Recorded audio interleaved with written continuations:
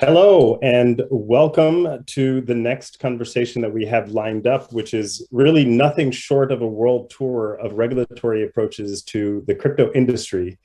My name is Dante Disparte, and I am Circle's Chief Strategy Officer and Head of Global Policy, beaming into this wonderful event by way of Washington, D.C. And tonight for this conversation, we have a world roundup where I'm pleased to say the roles have changed. Usually, I'm on the receiving end of regulatory questions, but as the regulated, it is a distinct privilege for me to welcome this distinguished panel of regulatory leaders from around the world. We'll begin, of course, in Thailand with Kun Siritida, who is the Assistant Governor for Payment Systems Policy and Financial Consumer Protection at the Bank of Thailand. We will also welcome Elisabeth Wallace, who is the Associate Director for Strategy, Policy, and Risk from the Dubai Financial Services Authority. And last but not least, Sopnendu Mohanty, the Chief Fintech Officer from the Monetary Authority of Singapore. So I want to welcome my panelists and would love to just get started with, this conversation will have three big themes and want to make it as interactive as possible. The first is the regulatory framework that is emerging for crypto assets and digital assets and the views from each of your respective jurisdictions and countries. Would love to also discuss what the future holds and the direction of travel that we could expect in this industry.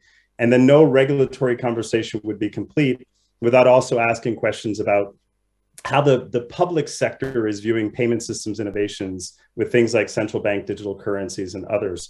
So I'd like to start perhaps with you, Kun Siritida, if you could explain the regulatory sort of landscape for crypto assets and digital assets in Thailand, and then we'll do a quick world tour. Okay, thank you for your question. And in Thailand, there are a lot of interest on blockchain technology and also a cryptocurrency. But I would like to distinguish between the two. We see the blockchain technology has potential that can help transform financial service and shape relevant infrastructure. And the Bank of Thailand, together with the financial institution, have experiment with the technology in our regulatory sandbox, such as electronic letter of guarantee of blockchain, which help reduce LG issuance time from 3 to 5 days to maybe less than 10 to 15 minutes, and reduce fraud and human error. And the other thing is that we do the testing with the cross identity verification via digital ID platform, which is a blockchain-based data exchange platform. But as for cryptocurrency or digital asset, we have both incumbent and startup players showing their interest in this area and trying to deploy a new business model, mostly in a capital market. And we also see the area with potential such as programmable payment, or CBDC, or asset tokenization. But proper regulation is required to protect customer, to address risk, as well as make the overall market a stable place to generate trust in the industry. No, thank you, Kun Siritida. And so going to a neighboring country, Sopnendu, perhaps I could turn to you. Singapore in many ways has branded itself over the last many years as a fintech nation. And I was recently in Singapore not long ago, and Circle, of course, has also decided to build its Asian regulatory platform with a base in Singapore. How have you, one, viewed the developments in the market, and then second, this process that we all have to deal with after 2022, weeding out the good from the bad, if you will, in the crypto asset economy? Good to be back to talk to you, and then, of course, I have very esteemed colleagues who are always part of this discussion in Asia and in Dubai. Dante, I will start with this. The original purpose of this whole asset class was to solve a payment problem. If you look at Satoshi's paper, that we are supposed to solve a payment issue between peer-to-peer, which was then extremely inefficient. And I think somewhere down the line, we have lost that track and gone into things which has nothing to do with payment. And thankfully, Circle is still on the journey of solving the payment problem, not doing anything else. So, so I think if I use that as the anchor thinking, yes, the world has moved out of, for last 4 or 5 years, there's a distraction that we moved out of the purpose of why this asset class was created.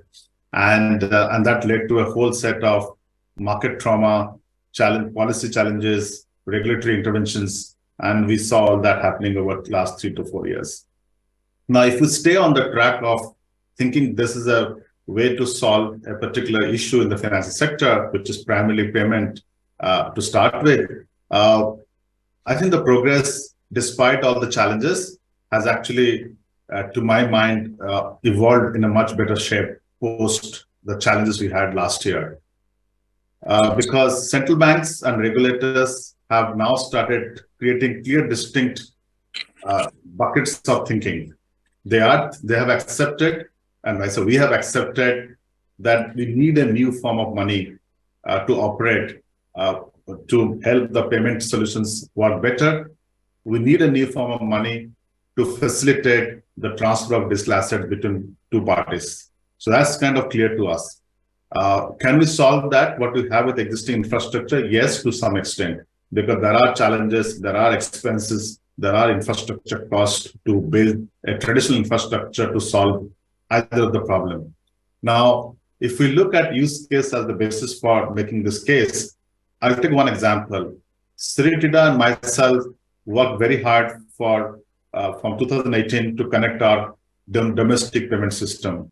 We could achieve it with a lot of money and a lot of sweat capital and a lot of effort to connect our domestic payment system. And we could solve transfer of money from Singapore to Thailand, Thailand to Singapore. And we could bring down the cost of transfer somewhere between 4 to 5%, but for a certain cap. And we could now facilitate a transfer which is instant, and it really changes the way we think about cross-border transfer. But still, there's a 5% cost. What can we do with that? And if we go deep into that cost structure, the issue lies with the way we settle and reconcile our transfers. It's a settlement problem. And the settlement problem is by design, it's a structural issue because we rely on many accounts to move money.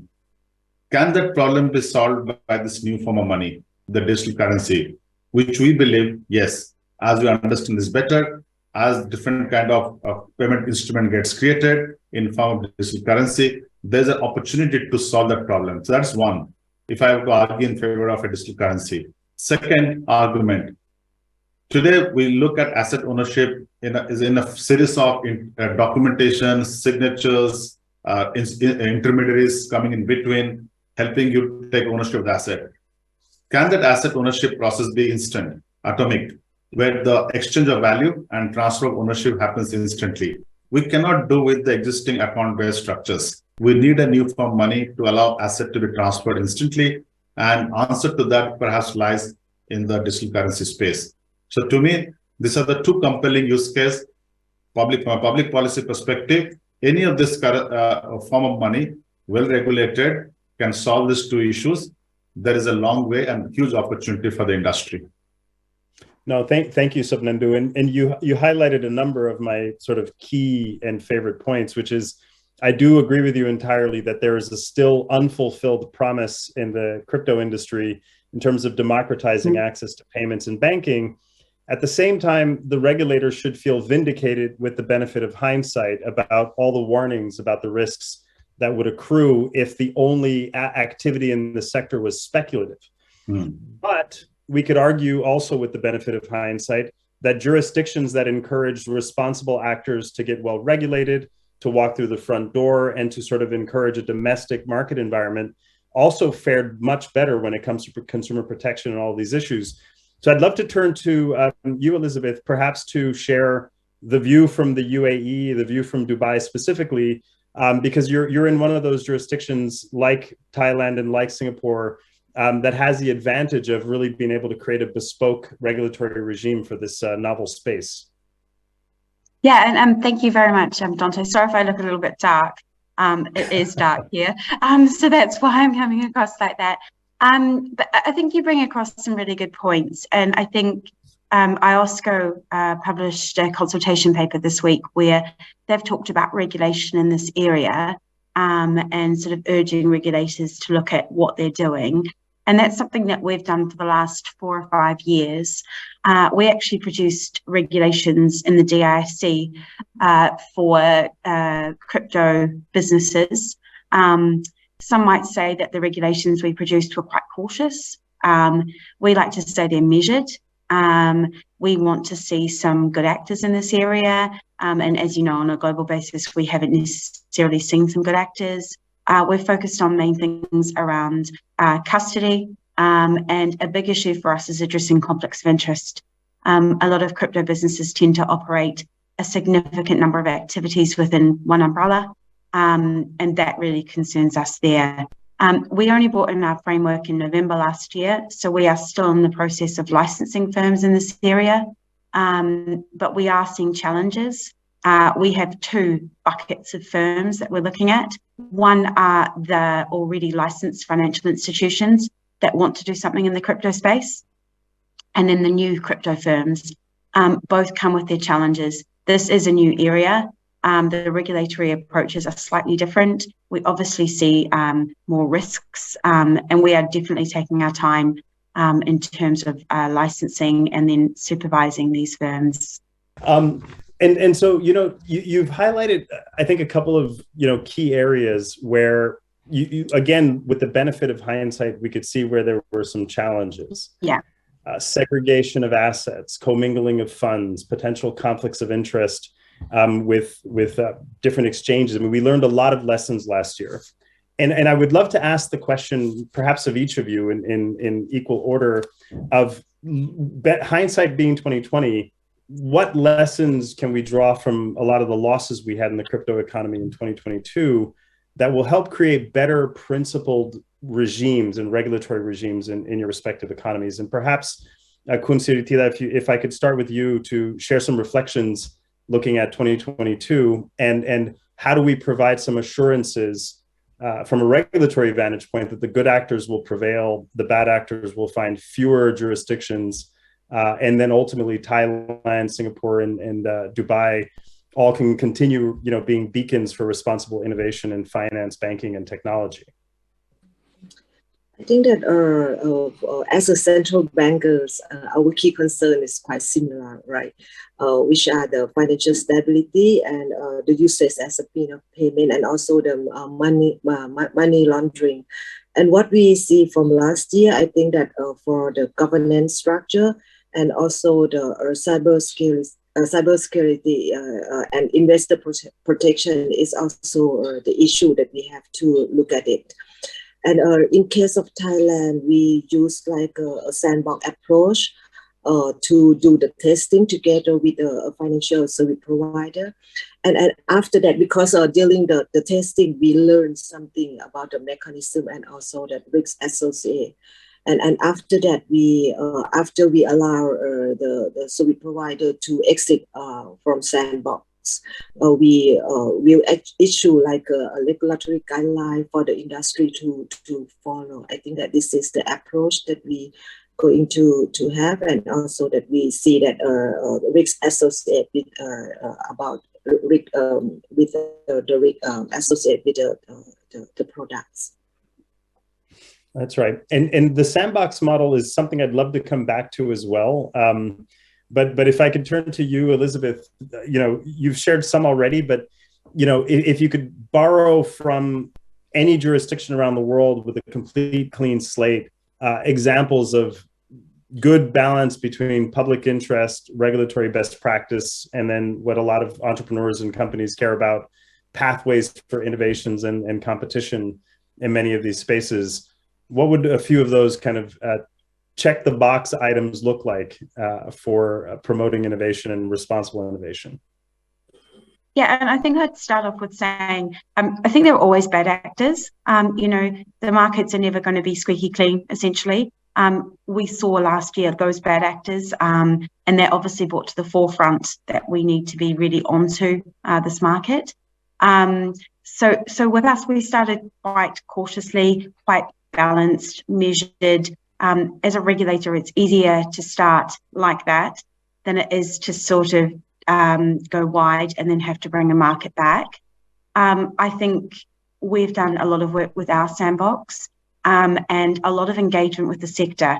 A significant number of players in this market have never been regulated before, and we've learned from other regulators that engagement early is really necessary, and that sometimes you have to provide more support and guidance in this area if you want the better regulatory outcomes, and that's something that we've had to do. And I think we've also got to remember the operation models of these crypto businesses, they're global. They're across the whole world. And I think as regulators, we need to talk to each other a lot more in this area, because there can be quite a few gaps. And we've seen a lot of the bad actors trying to plug some of those gaps. And I mean, I'll come back to it again. And I think that's really what IOSCO is doing with their consultation is if everybody adopts some sort of regulation in this area, you start to plug those gaps. And then you start to bring these actors into the regulatory sphere, and then you're able to look at their activities and see what they're doing. But in terms of what we've seen on a global scale, obviously we've been looking to what's been happening in Europe with MiCA. Obviously, regulation in that area is still untested, but there are some really interesting ideas that have come out of there. And also New York as well. They've been doing this for a while. We can learn from what they've done as well and how they've done that. So I think there is lots of options for us out there, but it is also a fast-paced industry. And, we issued our rules in November last year. We're already looking at creating updates that will hopefully come out later this year. So I think regulators have to be quite nimble as well. Yeah, I was going to say, if it's any solace, MiCA and its architects have spent the last 4 or 5 years designing it. However, they also realize in its comprehensiveness, they may have had perhaps too ambitious a mandate, because they're already thinking of a MiCA 2 that would contemplate things like decentralized finance and so on. And so, Sopnendu, I would turn to you as well. Here in the United States, a lot of actors in the crypto industry begrudge the argument of come in, walk through the front door and talk to me. They end up finding that potentially it leads to regulatory entrapment or no outcomes. And so this tension of a very fast-moving sector, and as Elisabeth outlined, a global sector where the technology is, of course, usable everywhere and anywhere. How do you sort of identify this challenge of, really inviting industry to walk through the front door and having that constructive balance between the regulator, the public interest, the types of guardrails that you need to have, while at the same time acknowledging that the proverbial genie may very well be out of the bottle permanently? Sure. I'd like to answer the question in 2 parts. If you think about the regulatory framework, it comes under almost like a stack of filters before you get to the full regulatory process. We always start saying that doesn't matter what industry you are in, it starts with the basic know your customer. It's almost a starting regulatory construct. You know your customer, money laundering, the whole piece there. The second stack is consumer protection. Once you get through that system, you're part of the network, you're a good actor, you got to ensure that consumers dealing with the sector have a strong consumer protection rules and regulations.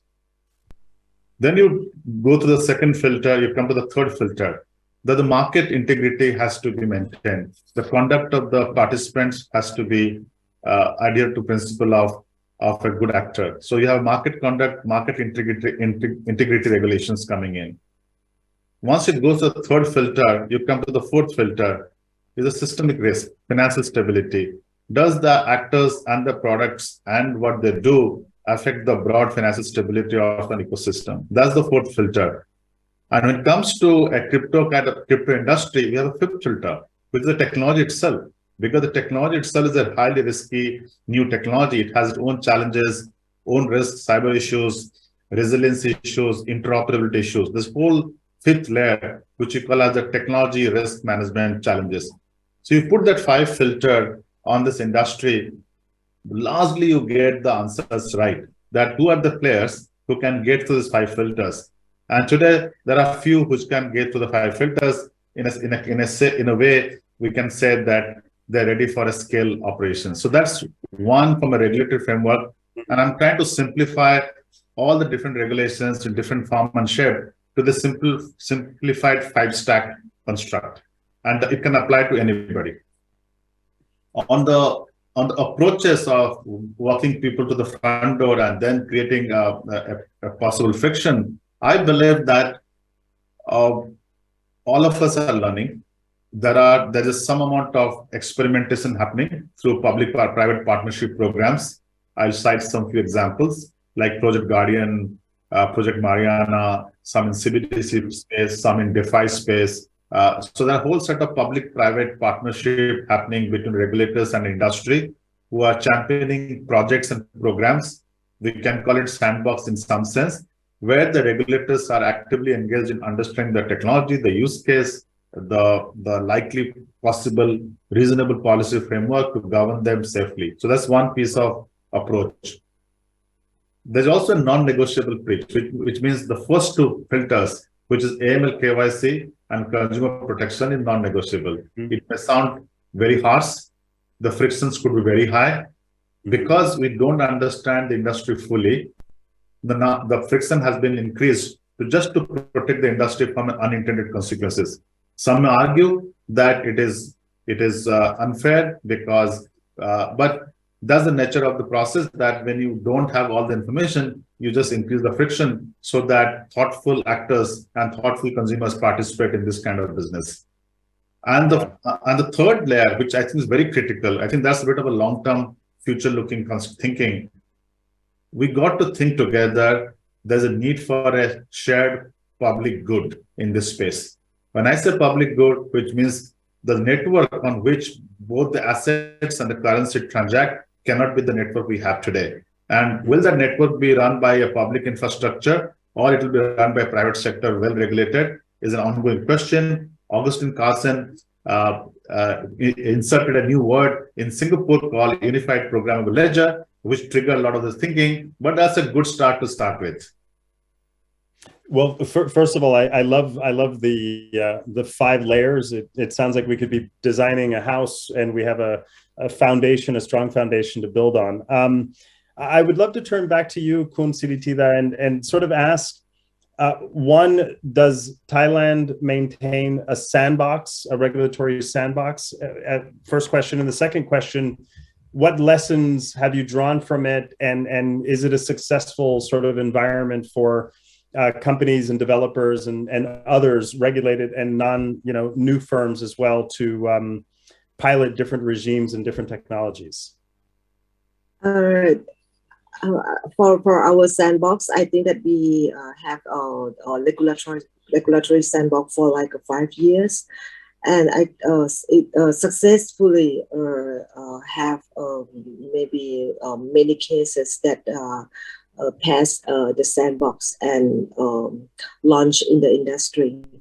For example, like as I mentioned earlier, it's like the letter of guarantee on blockchain, and also that the biometric face recognition for doing the KYC, and even the standardized QR code for payment is our product from the sandbox also.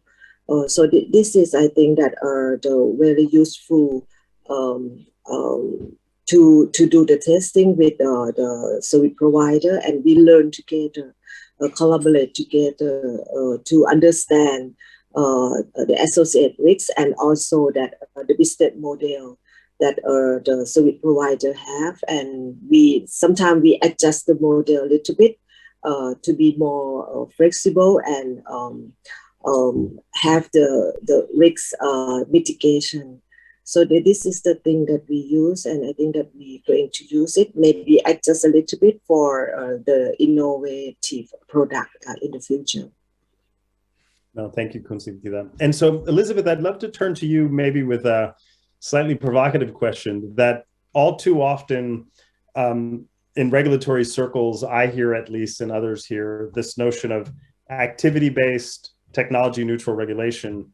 But as I think Sopnendu said, that, you know, one of the layers of his 5 layer approach, which I think makes an enormous amount of sense, is to look at the novel risks the technology itself can introduce. And I feel like this is the area where, of all of the issues blockchain-based financial services introduced, this is the unsaid part that is complicated and complicating from a regulatory vantage point. How do you see this from Dubai's lens? And also, how do we reconcile the fact that most financial infrastructure and technology is closed, permissioned, proprietary, and therefore not feared, whereas the word crypto and the use of open infrastructure can be terrifying? And so how do we reconcile that tension, at least from your vantage point in Dubai? Great question. I think it might come back to the regulatory sandbox point as well. So a lot of the firms we're seeing in this area, they are going into our regulatory sandbox. And, you know, and I think Sopnendu said, you know, we're all still learning in this area as well. So the regulatory sandbox allows us as a regulator to learn, but it also allows firms that may not have been licensed before to also learn about regulation. So it's become sort of a dual purpose sandbox, and it never was quite intended that in the first place. So we are seeing probably an increase in operational risk, as you pointed out, especially when we get into the more DeFi side. So we're definitely using our sandbox to learn more about that. And we say we are technology neutral, and in a way we are, but I think that is moving. We can't be technology neutral. We need to understand more. Now, as regulators, we're not typically that technology savvy, but we are having to become more technology savvy. And we're also having to use more tools than we've previously used in the past to be able to monitor what's going on, especially in the permissionless area. And I mean, you're probably familiar with that at Circle, is that you just need more tools in your arsenal than we've ever had to have before. So we are working on what those look like and how we will use those going forward. And also we talk to the firms. It's no longer a case of we've licensed you a bank and you do banking activities. There's lots of engagement. There's lots of learning. I think that relationship has slightly changed in this area, because we need to also learn from the firms as well. But it is changing. I might say something different next year. But I think at this stage, we're still in that learning mode. Yeah, no, I entirely agree. And I think you've hit on, frankly, one of my favorite topics, but it's often the least discussed, which is the opportunity for the RegTech domain to follow in lockstep with the industry. Whereas historically, perhaps licensed entities and banks in the known financial system might have had a set it and forget it regulatory relationship with their supervisors and regulators. The novelty of blockchain-based financial services and fintech and broadly is this opportunity of RegTech to follow in lockstep, you know, so that you could do, and I know in New York, DFS, for example, are doing work in this category of like real-time regulatory reporting and having almost a dashboard facing the regulator and the supervisor because of the speed with which this industry evolves. I guess looking forward, would each of you see that area as an opportunity, something you're contemplating in Thailand and in each of your jurisdictions? And I'll start with you, maybe Kun Siritida, to comment how you see the RegTech pillar being a sort of potential advantage of enabling a domestic industry. Yes, I think so. I think that the RegTech will help, and also that actually we have RegTech and also Soptech together. I think that is will help because it will enhance the industry and also the regulator to understand more, and because there are so many regulations with the industry. So I think that the RegTech and Soptech will help. Oh, thank you. And Sopnendu, I would love your take. Let me unravel that question a little bit. You know, when you talk of RegTech, there's a structural assumption happening, because today RegTech is actually regulating an institution using set of technology. So whatever the institution does in terms of conduct, activity, we collect data, we look at the data, and we make a judgment whether the risk is being closed or risk, a new risk have been created. That's how the construct of RegTech work today. Unfortunately, this technology, this model we have in crypto industry is an institutional less model. So your existing RegTech lens does not work in thinking RegTech in this space. And let me ask this question to, this is a very philosophical question, Dante, that when the branch banking shifted to digital banking, how many regulators actually went and figured out the TCP/IP protocols on which you can bank using internet? Regulators never bothered about the TCP/IP protocols on which banks can now run their financial transactions. The reason they did not bother because they could still control and regulate the institution which is doing this activity, and the networks were moving information, not value. The challenge today is that the networks are not only moving information, they're also moving value. And the value has no institutional underlying structures behind it. So we are in a twin challenge. We have a network issue to worry about because we don't understand the institutional governance around that. So we tend to work toward regulating at the edges, which is not working efficiently. And the RegTech lens, unfortunately, on the existing design is completely incompatible to how you think RegTech in this particular industry. And I don't have the answer. We're still a working project. Project Guardian is supposed to answer that question. We are still a work in progress. No, it's a great answer. And it goes for this question of migrating finance and banking from entity-based, I have a single neck to choke, to activity-based, to individual-based and peer-to-peer and networked. And what I've found, at least, and I guess this is also a transitional question. What I've found is obviously the advent of a lot of these innovations, or at least the ones that have worked, that are starting to fulfill the payment system necessity for global peer-to-peer payments, removing friction from cross-border payments, is just like the internet itself. This era of device-centric activity isn't going away, but most people do not want to be their own bank and carry the risk of being their own bank, which is why crypto exchanges exist, custodians exist, neobanks exist. And so I think of this less as a disruptive technology and more as a technology promoting convergence. And then this leads me to the question about central bank digital currencies. All too often, they are framed as a solution that will either supplant all of the digital currencies in circulation. My own view is evolving, which is that this is a critical piece of wholesale payments innovation under the line of sight of the central bank. So perhaps, Elisabeth, if I could start with you, and I would be remiss not to do a around the world tour with Thailand and Singapore as well, to sort of get the view of some of these experiments that have been run with central bank digital currencies, lessons learned, the tension between wholesale versus retail, and the tension of protecting the intermediated financial system. Any early views emerging in Dubai? I think probably Sopnendu will have more experience in this area than we do, but obviously we've been talking to our central bank. They have had pilots that are currently they've been undertaken and are ongoing. I think they're still learning in this area, as I think a lot of central banks are, as to what is the best model and what would be the best outcome. I think we will see something, but just not quite yet.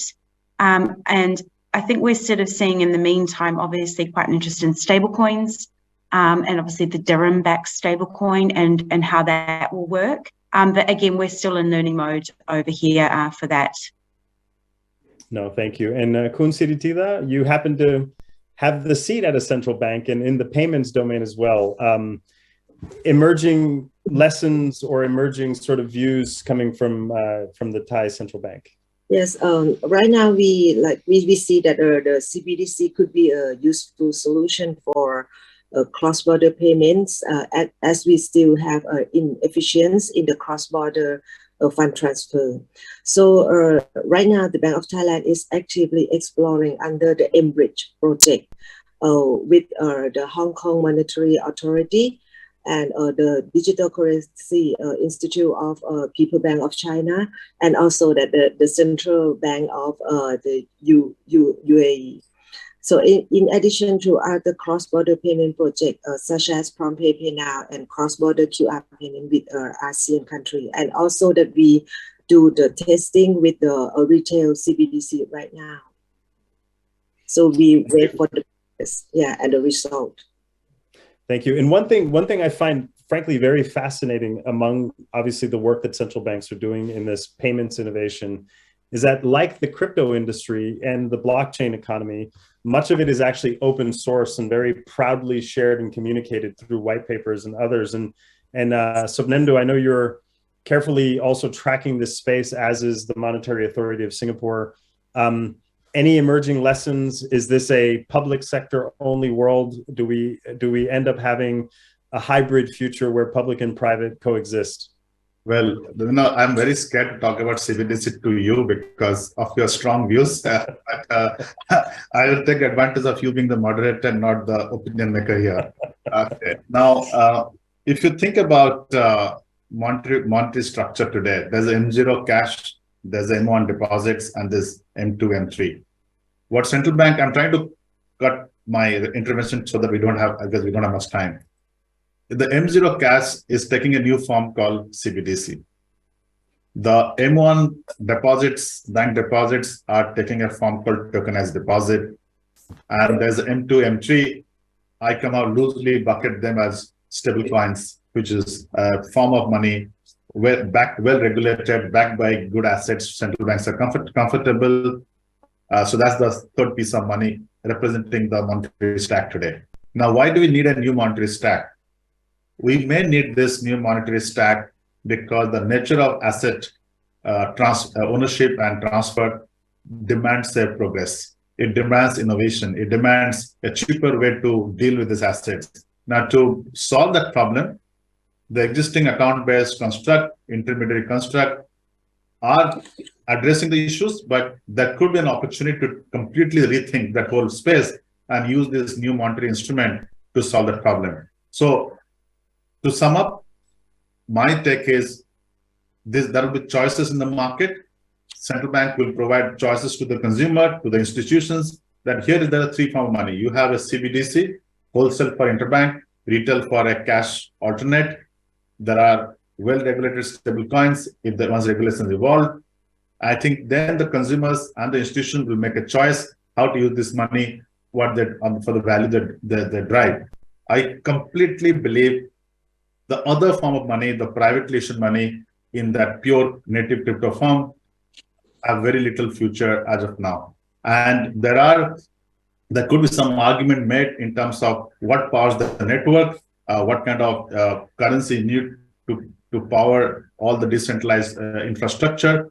I think there are multiple approaches we can debate in some of the day, but the take is that central banks making choices and providing paths to digital asset to the choices of different form of money is actually a very good indication and very good signal that we can move forward and not get stuck in the bad crypto world we lived for the last 3-4 years. Indeed. Well, with 1 minute left, if I cannot be trusted with time, I cannot be trusted with money. So I'd love in 1 minute to give each of you the last word and perhaps the 30 seconds on regulatory harmonization, which feels like it is the big piece that is missing as well among your peers. Elizabeth, maybe we'll start with you. Yeah, great question. I don't know if there will be. I know that the international standard setters want harmonization in some areas, but it may not be all areas. I think next year we'll see a lot more of that.